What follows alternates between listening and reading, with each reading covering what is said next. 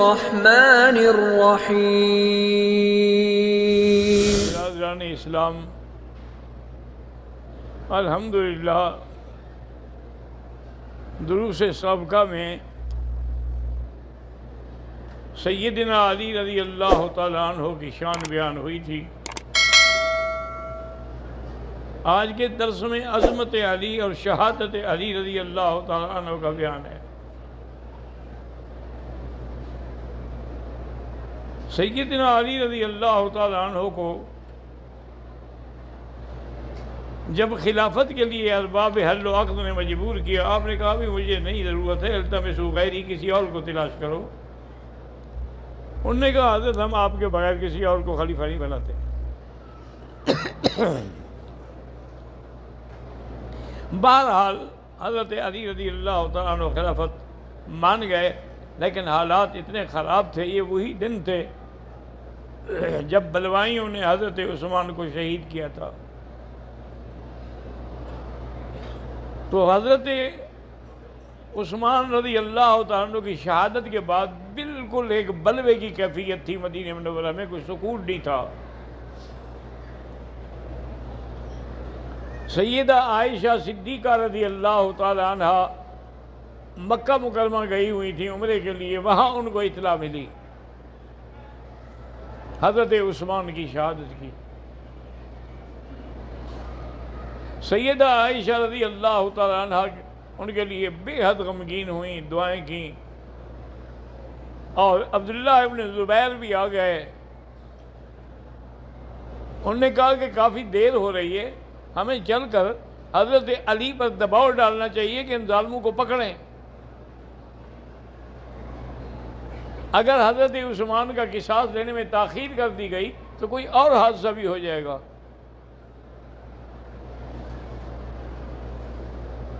ادھر سے سیدہ عائشہ صدیقہ چلیں، عبداللہ ابن زبیر رضی اللہ تعالیٰ عنہ چلے،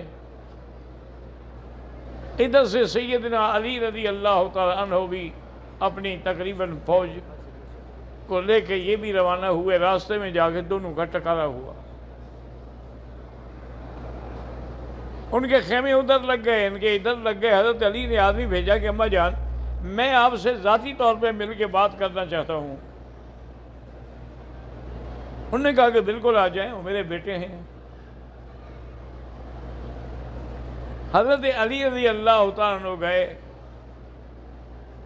تو سیدہ عائشہ نے کہا کہ حضرت علی ہم تو کچھ نہیں چاہتے، ہم تو یہ چاہتے ہیں کہ عثمان مظلوم جس کا 40 دن تک پانی بند کیا گیا، حرم مقدس میں جس کا جنازہ نہ پڑھنے دیا گیا، اور رات کی تاریکی میں 18 آدمیوں نے مل کر جنازہ پڑھا اور جنت البقیع میں دفن کیا، اتنے بڑے مظلوم کا بدلہ بھی اگر نہ لو تو خلیفہ بننے کا کوئی فائدہ؟ ہم تو صرف ان کا قصاص مانگتے ہیں۔ حضرت علی نے عرض کیا کہ اماں جان مجھ سے آپ جیسے چاہیں تسلی لے لے، میں اتنا ہی ان کے قصاص لینے میں چاہتا ہوں جتنی آپ چاہتی ہیں، لیکن حالات یہ ہیں کہ میری حکومت مستحکم نہیں، خلافت مستحکم نہیں، میں نے ابھی ان پہ ہاتھ ڈالا تو وہ کوئی اور نقصان کر دیں گے۔ میں یہ چاہتا ہوں کہ حالات ذرا مستحکم ہو جائیں پھر ہم ان سے بدلہ لیں گے۔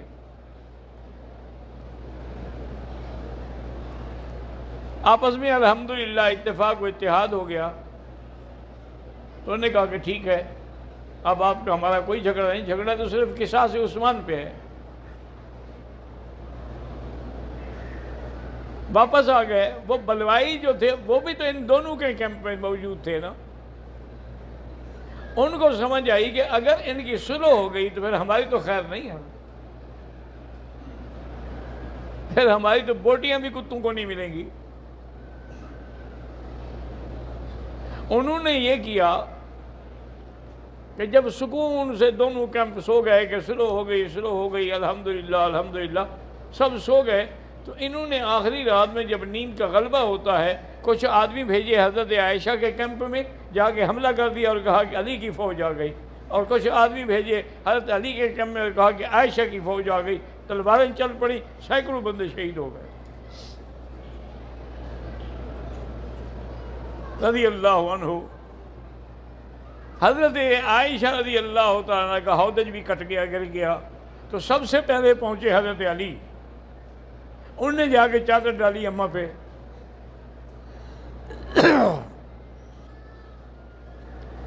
اور انہوں نے کہا کہ بی بی یہ تسلی کریں، یہ ہم نے نہیں کیا ہے، یہ انہوں نے کیا ہے جنہوں نے عثمان کو شہید کیا ہے۔ بی بی نے کہا مجھے تسلی ہے۔ تو حضرت علی نے 40 آدمی ان کے ساتھ دیے کہ آپ کے ساتھ جائیں گے جہاں تک آپ جائیں گے، اور خود بھی کافی دور تک پیدل ساتھ چلتے رہے ان کی سواری کے۔ پھر حضرت علی واپس آ گئے۔ اب سیدنا علی رضی اللہ تعالیٰ عنہ نے سوچا کہ اگر یہی حالات رہے تو مدینہ منورہ پھر دوبارہ کہیں خدا نہ خواستہ خون ریزی کا شکار نہ ہو جائے، اس لیے انہوں نے اپنا دارالخلافہ جو تھا وہ مدینہ کے بجائے کوفے بدل دیا کہ اگر جنگ بھی ہو یا کوئی لڑائی ہو تو کوفے میں تو ہو، مدینہ رسول میں تو نہ ہو۔ کیونکہ حضرت علی رضی اللہ تعالیٰ عنہ بڑے ہی ماشاءاللہ فقیہ تھے اور بات کو سمجھتے تھے۔ سرکار دو عالم کی خدمت میں ایک بادشاہ نے ایک باندی بھیجی تھی ماریہ قبطیہ بطور ہدیہ، اور اس کے ساتھ ایک خادم معبور نام کا وہ بھی ساتھ بھیجا تھا۔ بی بی جب آ گئیں، ان کی عادات، ان کی طبیعت، ان کی شکل و صورت دیکھ کے حضور نے ان کو آزاد کیا، پھر ان کو اپنی باقاعدہ بیوی بنا لیا۔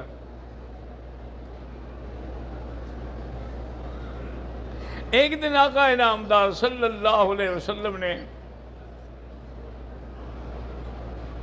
حضرت علی رضی اللہ تعالیٰ عنہ کو بلایا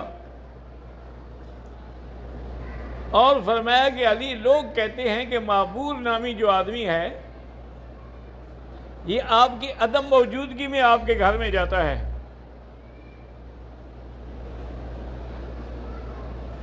اگر اس نے جانا ہے تو آپ کی موجودگی میں جائے۔ تو وہ تہمت لگاتے ہیں اس پر۔ اب میرا تمہیں حکم ہے کہ معبور کو تلاش کرو، جہاں ملے اس کی گردن اڑا دو۔ نبی کے گھر میں خیانت کرتا ہے۔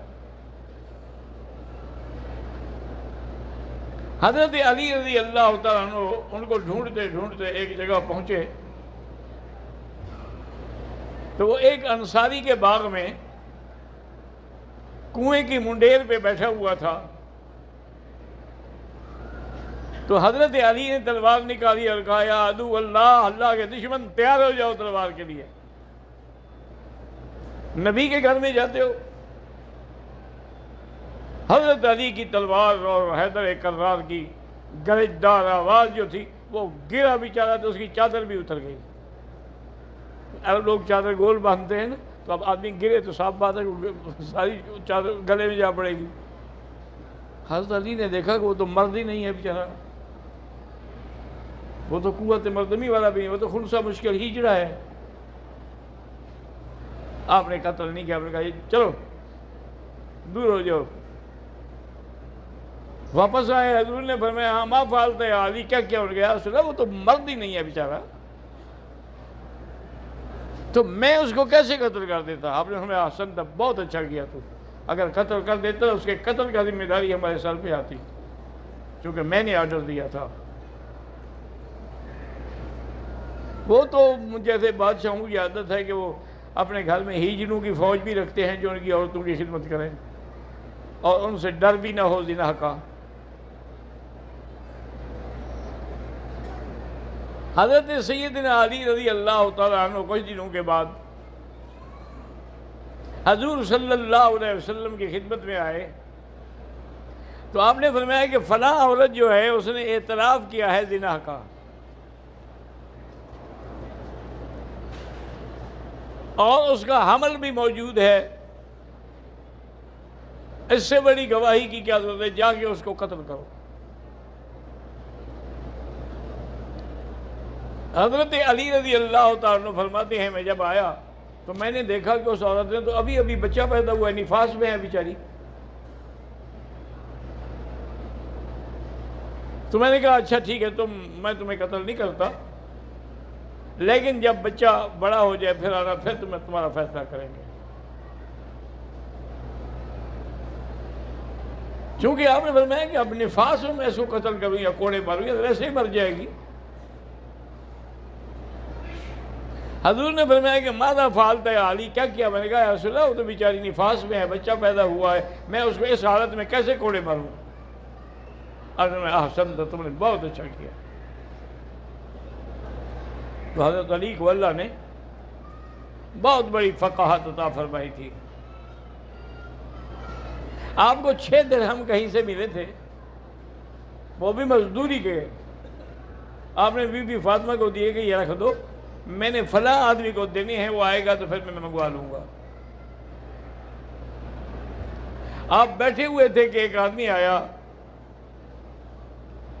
اور انہوں نے کہا کہ حضرت علی میں بہت مجبور ہوں، میرے بچے بھی بھوکے ہیں، ہم بھی بھوکے ہیں، فاقہ ہے، مہربانی کر کے کچھ ہمیں دے دو. آپ نے آدمی بھیجا کہ وہ 6 درہم جو میں نے رکھے تھے وہ دے دو. بی بی فاطمہ نے کہا وہ تو آپ نے ایک کام کے لیے، انہوں نے کہا بس وہ دے دو. بس وہ دے دیے، انہوں نے اس آدمی کو دے دیے جو بیچارہ مانگ رہا تھا. اسی اثناء میں ایک آدمی اونٹ لے کے آیا. اونٹ بڑا خوبصورت تھا. حضرت علی نے فرمایا بھائی بیچو گے؟ انہوں نے کہا جی بیچنے کے لیے تو میں لایا ہوں. فرمایا کتنے پیسے لوگے؟ انہوں نے کہا جی 160 درہم. فرمایا چلو مجھے سودا قبول ہے، اس کو باندھ دو اور تم شام کو آ کے پیسے لے جاؤ. وہ چلا گیا. تھوڑی دیر گزری تو کوئی یعنی وہ بیچنے کا خواہش مند تھا، کوئی ایک اونٹ کے خریدنے کا خواہش مند تھا. وہ آیا، اس نے دیکھا کہ خوبصورت اونٹ ہے. اس نے پوچھا کہ حضرت علی آپ بیچیں گے؟ انہوں نے کہا ہاں بیچوں گا. کتنا پیسے لوگے؟ انہوں نے کہا تم قیمت کرو. انہوں نے کہا جی میں تو 200 درہم دوں گا. انہوں نے کہا مجھے قبول ہے، دے دو. اس نے 200 درہم دے دیا. ہم نے کہا لے جاؤ اونٹ. وہ اونٹ لے گیا. تھوڑی دیر کے بعد اونٹ والا آ گیا اور یہ 160 درہم اپنے لو، 140 درہم اپنے لے لو، اور 60 درہم جو ہیں آپ نے بی بی فاطمہ کو بھجوا دیے. جب شام کو گھر گیا انہوں نے کہا بھی یہ کیا بات ہے کہ آپ نے تو 6 درہم لیے تھے؟ انہوں نے کہا من جاء بالحسنۃ فلہ عشر امثالھا. اللہ کا حکم ہے کہ جب ایک دو گے تو میں 10 دوں گا. ہم نے ایک دیا تھا، اللہ نے ہمیں 10 دیے ہیں. یہ کوئی نئی بات تو نہیں ہے، کیونکہ یہ تو اللہ کا قرآن میں فیصلہ ہے کہ ما انفقتم من شیء فہو یخلفہ، کہ جو اللہ کے راستے میں خرچ کرو گے اس کا بدلہ اللہ دیتے ہیں. ایک حدیث کو سامنے رکھ کے علماء نے لکھا ہے کہ حجج النسک و عمر تتر ینفیان الذنوب والفقر، کہ بار بار حج کرنا اور بار بار عمرہ کرنا جو ہے یہ غریبی کو، فقر کو اور گناہوں کو مٹا دیتا ہے. اسی لیے علماء نے لکھا ہے کہ تجربہ ہے کہ جو آپ آئے ہیں عمرے پہ، آپ باقاعدہ جتنا خرچ کر سکتے ہیں کرتے جائیں. مکہ اور مدینہ میں حساب نہ کریں، جو مانگے دے دو.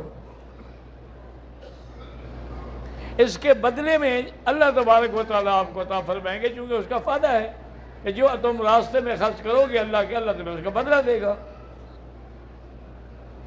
حضور نے فرمایا کہ روز 2 فرشتے آسمان سے آتے ہیں. ایک تو آواز دیتا ہے کہ اللہم اعط لکل منفق خلفا، کہ یا اللہ جو تیرے راستے میں خرچ کریں ان کو اور عطا فرما. دوسرا کہتے ہیں اللہم اعط کل ممسک تلفا، اور یا اللہ جو بخل کرتے ہیں، اللہ کے راستے میں خرچ نہیں کرتے، ان کے پاس جو کچھ ہے اس کو بھی برباد کر دے. تو اللہ تبارک و تعالیٰ کے راستے میں خرچ کرنا جو ہے یہ اتنا بڑی نیکی ہے. اور پھر اللہ تبارک و تعالیٰ اس کا بدلہ فوراً عطا فرماتے ہیں، یعنی وہ دیر نہیں ہوتی، چونکہ بڑے کریم ہے، اس کے خزانے میں کون سی کمی ہے۔ اس لیے صحابہ، اہل بیت، سب کی سخاوت کا یہ عالم تھا کہ جو کچھ بھی ہوتا تھا اللہ کے راستے میں لٹا دیتے تھے۔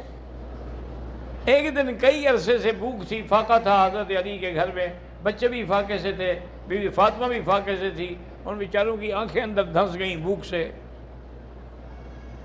حضرت علی رضی اللہ تعالیٰ نے جا کے ایک آدمی سے 1 دینار قرضہ دیا کہ بچوں کے لیے کچھ لے جاؤں، کم سے کم 2-4 دن کی روٹی تو ہو جائے۔ راستے میں حضرت مقداد مل گئے، آپ نے فرمایا مقداد کیوں پریشان؟ اس نے کہا کیا پوچھتے ہو، آج اتنے دن ہو گئے ہمارے گھر میں فاقہ ہے اور مزدوری بھی نہیں ملتی۔ آپ نے وہ دینار نکال کے دے دیا اور نے کہا حضرت مجھے تو پتہ لگا ہے آپ کے گھر کے بھی حالات ایسے ہیں۔ انہوں نے کہا بس تم یہ لو، بس تم جاؤ، تم اپنا کام کرو، ہمارا اللہ کریں گے۔ حضرت علی فرماتے ہیں کہ جب عشاء کی نماز ہو گئی، حضور پاک نے نماز پڑھائی تو میں بھی ساتھ چل رہا تھا، تو حضور نے فرمایا علی آج ہمیں کھانا کھلاؤ گے؟ تو حضرت علی کہتے ہیں میں کیا کہوں اللہ کے نبی کو؟ میں نے کہا جی حباً و تقریباً حاضر، چلیں۔ حضرت علی فرماتے ہیں میں ساتھ لے کے آ رہا ہوں، لیکن میں اتنا مضطر ہوں، پریشان ہوں کہ اللہ کے نبی کو لے تو آیا، کیا کھلاؤں گا؟ امن یجیب المضطر اذا دعاہ ویکشف السوء، میں یہ آیت پڑھ رہا ہوں، اللہ سے مانگ رہا ہوں اور حضور کے ساتھ چل رہا ہوں۔ حضور صلی اللہ علیہ وسلم گئے، آپ نے فرمایا ہے کچھ؟ انہوں نے کہا ہاں بالکل سب کچھ ہے۔ انہیں بیوی نے دسترخوان بچھایا، وہ برتن رکھے تو کھانے کے بھرے ہوئے تھے، اور ایسا کھانا تھا کہ ایسا دیکھا ہی نہیں گیا، اس سے تو خوشبوئیں آ رہی تھیں۔ تو حضرت علی نے فرمایا کہ فاطمہ تم میرے ساتھ جھوٹ بھی بولتی ہو، تم نے تو کہا تھا گھر میں کچھ نہیں ہے۔ اس نے کہا میں نے کبھی جھوٹ نہیں بولا، میں نے سچ کہا تھا۔ انہوں نے کہا پھر یہ کیا ہے؟ انہوں نے کہا بس یہ اللہ نے بھیجا ہے۔ حضور نے فرمایا علی کیوں فاطمہ سے لڑتے ہو؟ یہ اسی 1 دینار کا بدلہ ہے جو مقداد کو تم نے دیا تھا، اور یہ وہی عالم ہے کہ جیسے حضرت زکریا علیہ السلام کلما دخل علیہا زکریا المحراب وجد عندہا رزقا، حضرت زکریا جب جاتے تو بی بی مریم کے پاس فروٹ اور پھل اور کھانا پڑا ہوتا، اور آپ نے پوچھا یا مریم انا لک ھذا، یہ کہاں سے آ گیا؟ قالت هو من عند اللہ، یہ اللہ نے بھیجا ہے، ان اللہ یرزق من یشاء بغیر حساب۔ آپ نے فرمایا علی جو تم نے مقداد کو دینار دیا تھا نا، اس کے بدلے میں اللہ نے ہمیں یہ کھانا بھیجا ہے۔ یہ کوئی نئی بات نہیں ہے، بی بی فاطمہ نے جھوٹ نہیں بولا۔ زندگی باقی ہے، انشاءاللہ تو بات باقی۔